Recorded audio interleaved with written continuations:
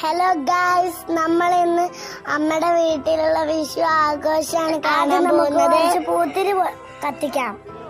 എല്ലാരും കൂടെ നിന്ന് കൊറേ പൂത്തിരി കത്തിച്ചു.